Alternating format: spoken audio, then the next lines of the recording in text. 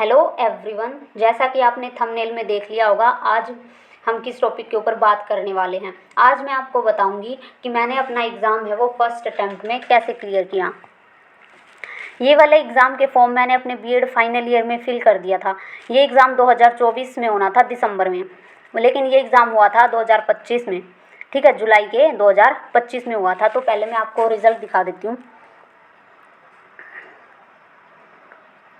अब हो सकता है आप में से ही कोई बोले कि आपके तो नंबर कम है, तो मैं आपको बता दूं, ये जो एचटेट का एग्ज़ाम है ये क्वालिफाई एग्ज़ाम है। इसके लिए आपको सिर्फ 90 नंबर की ज़रूरत होती है। तो इनफ है आपके लिए अगर आपने 90 नंबर लिए हैं। तो ऐसा नहीं है कि 110 वालों को, 120 वालों को आपको ज़्यादा प्रेफरेंस मिलेगी, ऐसा तो कुछ नहीं है। बस आपके पास सर्टिफिकेट होना चाहिए। तो स्टार्ट करते हैं। जो ये हमारा एचटेट का एग्ज़ाम होता है ये 150 मार्क्स का होता है। ये तो आपको पता ही होगा, 150 मार्क्स। ये 150 मार्क्स है वो दो पार्ट्स में डिवाइड होते हैं, 90 प्लस 60।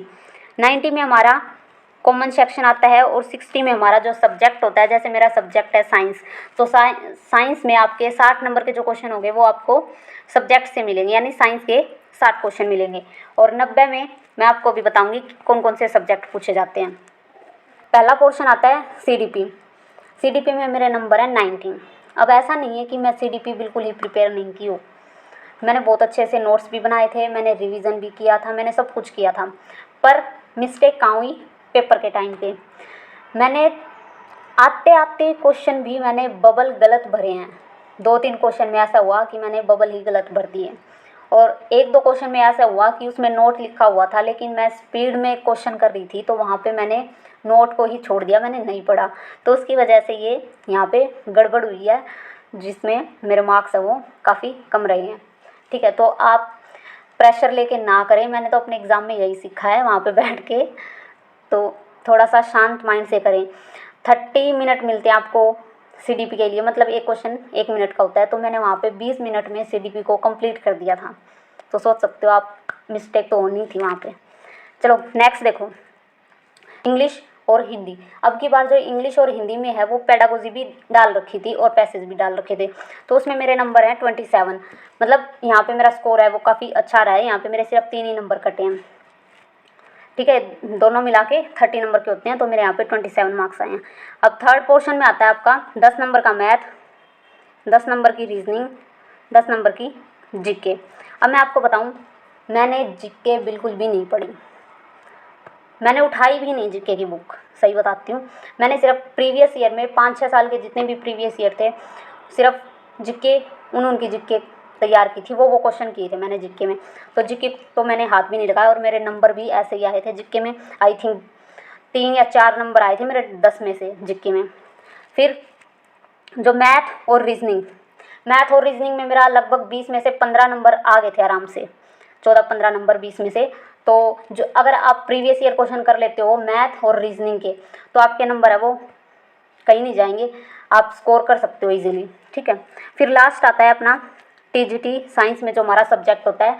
जैसे कि मेरा सब्जेक्ट है वो साइंस है, तो यहाँ पे जो 60 क्वेश्चन है वो 60 नंबर के बनते हैं साइंस से। तो वहाँ पे मेरे क्वेश्चन आए थे 35। तो ऑल ओवर मेरा स्कोर रहा था 98 फर्स्ट अटैम्प्ट में। मैंने कोई भी बैच नहीं लिया, कोई भी कोचिंग ज्वाइन नहीं की, मैंने सेल्फ स्टडी की थी। अभी मैं आपको अपने नोट्स भी दिखाऊंगी। अगर आपको नोट्स पसंद आते हैं तो आप कमेंट करके नोट्स ले सकते हैं, मैं आपको प्रोवाइड करवा दूँगी नोट्स। अगर और कुछ पूछना हो तो आप मेरे से पूछ सकते हो। चलो अब मैं आपको नोट्स दिखा देती हूँ। देखो ये मेरे सीडीपी के नोट्स हैं। अभी मैं आपको 1 बाय 1 करके नोट्स हैं वो दिखा देती हूँ। अगर आपको समझ में आते हैं, अगर आपको लगता है कि आपको नोट्स लेने चाहिए, तो आप कमेंट कर देना। मैं आपके पास है वो नोट्स सारे के सारे पीडीएफ फॉर्म में शेयर कर दूँगी। ठीक है, अभी देखो ये सीडीपी के नोट्स हैं।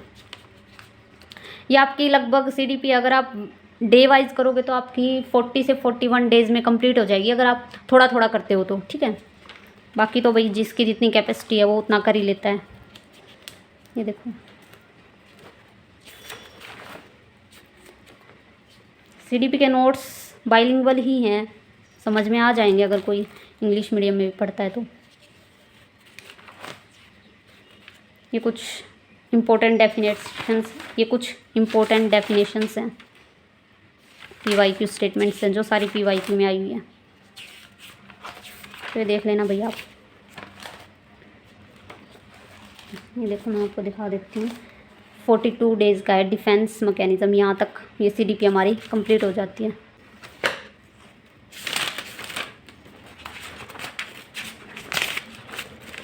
अभी नेक्स्ट देखो हिंदी के नोट्स। देखो ये आपकी लगभग 15 से 20 दिन में कंप्लीट हो जाएगी, अगर मेरी तरह आप डे 1 से स्टार्ट कर रहे हो।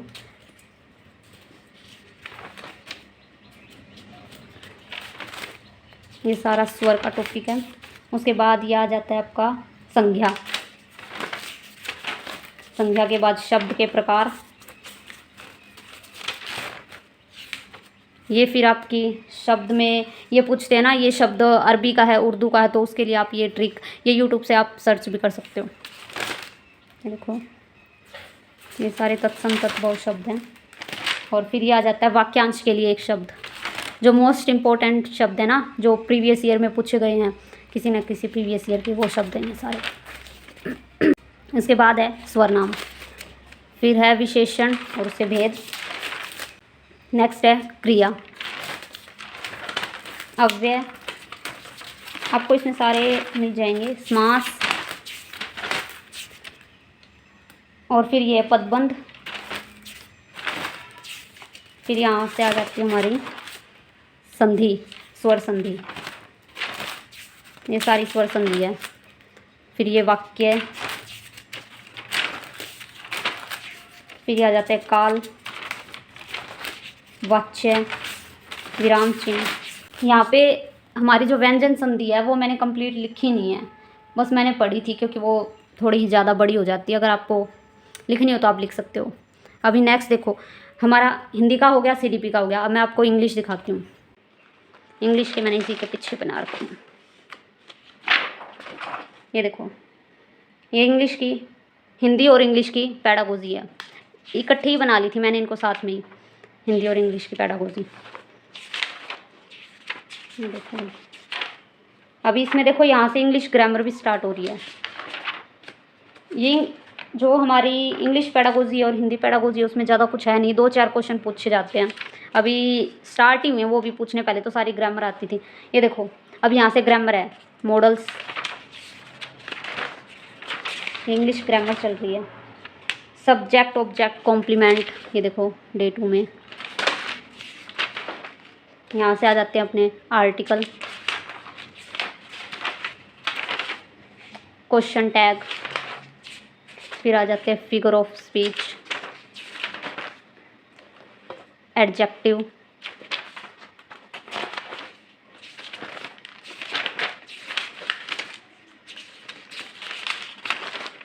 ये वर्ब आ गई। देखो इसमें सारे टॉपिक लिख तो रखे हैं। ये कंडीशनल सेंटेंस, ये आपके इडियम एंड फ्रेजेस,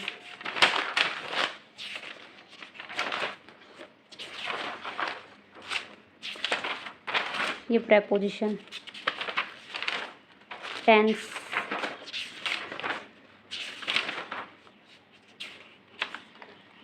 ये कोलाज, ये सारा टेंस, ये एडवर्ब, सेंटेंस एंड क्लोजेज। भाई ये देख लेना, ये सारे टॉपिक है इसमें जो भी पूछे जाते हैं ना, ये सारे सेंटेंस हैं। ठीक है, ये हो गया हमारा इंग्लिश और इंग्लिश पैडागोजी। अब देखो नेक्स्ट, इसके लिए मैं आपको अभी एक सेकंड रुको, अभी दिखाती हूँ मैं आपको मैथ।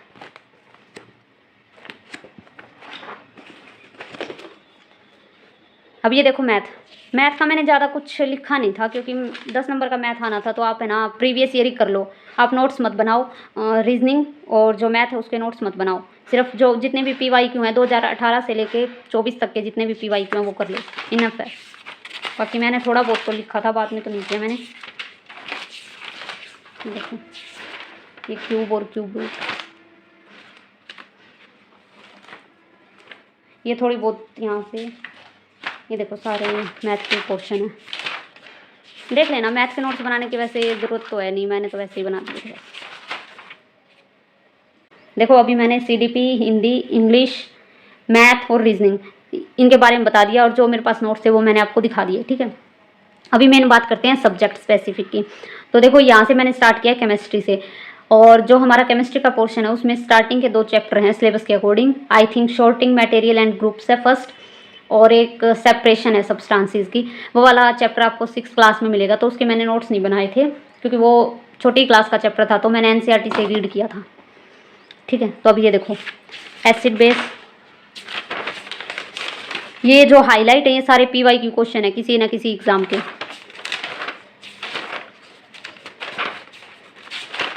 यहाँ से हमारा स्टार्ट होता है मैटर इन आवर सराउंडिंग, ये जितने भी हाईलाइट हैं वो सारे PYQ।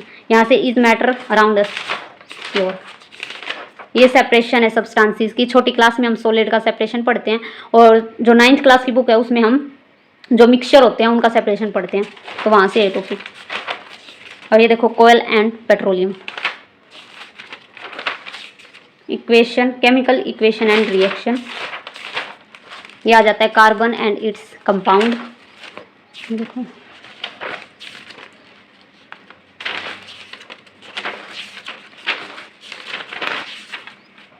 फिर ये सोप एंड डिटर्जेंट, ये आ जाता है मेटल एंड नॉन मेटल, यहाँ से नॉन मेटल स्टार्ट हो जाता है।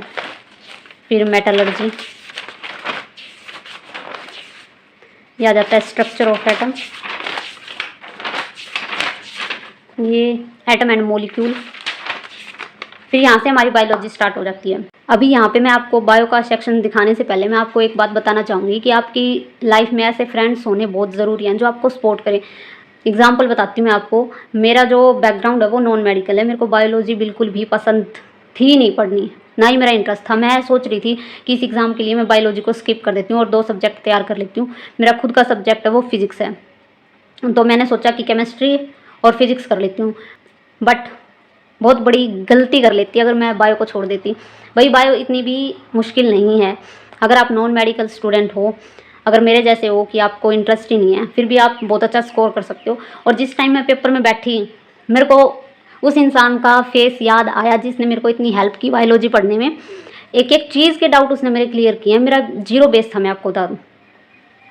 ठीक है, तो इतना अच्छा मेरा फिजिक्स का पोर्शन भी नहीं गया जितना मेरा बायो का गया। ठीक है, तो आपको छोड़ना कुछ भी नहीं है। और एक इंसान जो बैकग्राउंड उसका साइंस नहीं था, ठीक है, लेकिन उसने फिर भी मेरी हेल्प की। वो कैसे की, उसने टेक्स्ट बुक का मॉक टेस्ट का ले रखा था, वो परचेज़ कर रखा था मॉक टेस्ट, तो उसने मेरे को अपना पासवर्ड दे दिया था कि तू यहाँ से मॉक टेस्ट है वो लगा ले। ठीक है, तो आपके पास ऐसे फ्रेंड होने ज़रूरी हैं आपकी लाइफ में।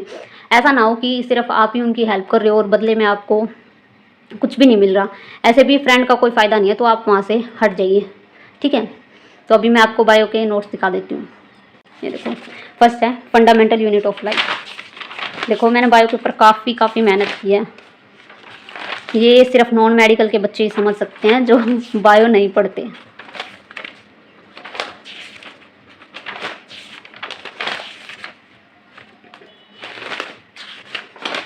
ये देखो भाई, काफ़ी नोट्स हो जाएंगे, मैं अभी आपको ऐसे ही दिखा देती हूँ बीच बीच में से। ये देखो, ये सारे चैप्टर हैं, इसमें जो जितने भी सिलेबस में मेंशन है ना, सारे के सारे।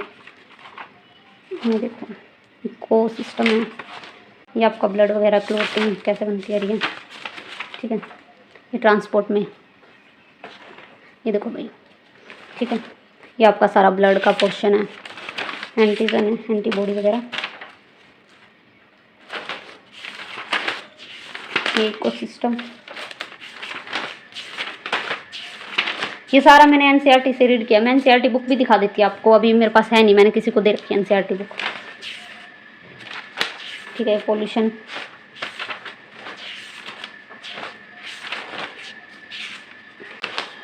ये देखो भाई, यहाँ से हमारी फिजिक्स स्टार्ट होती है। ये देखो फिजिक्स, ठीक है, फिजिक्स के नोट्स देख लो।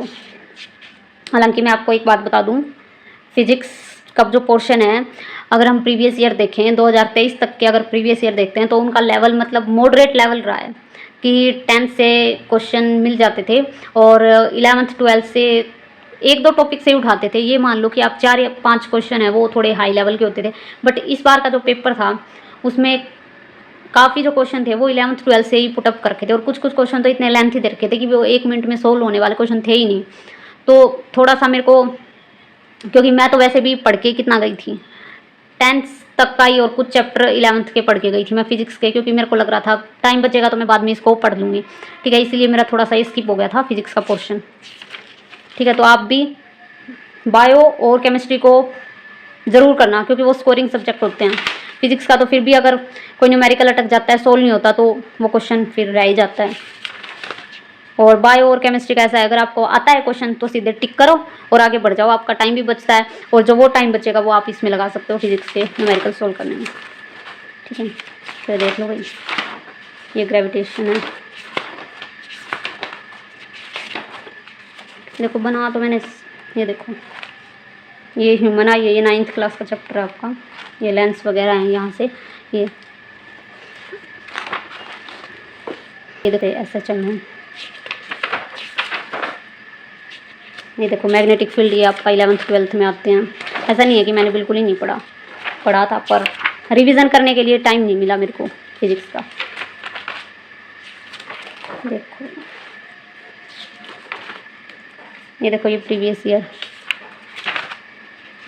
ये फिर थोड़ी केमिस्ट्री आ गई। बाकी हाइब्रिडाइजेशन का जो कंसेप्ट है वो 2023 तक पूछते थे 12th लेवल तक का, लेकिन अब की बार सिलेबस दे रखा था तो इन्होंने नहीं पूछा।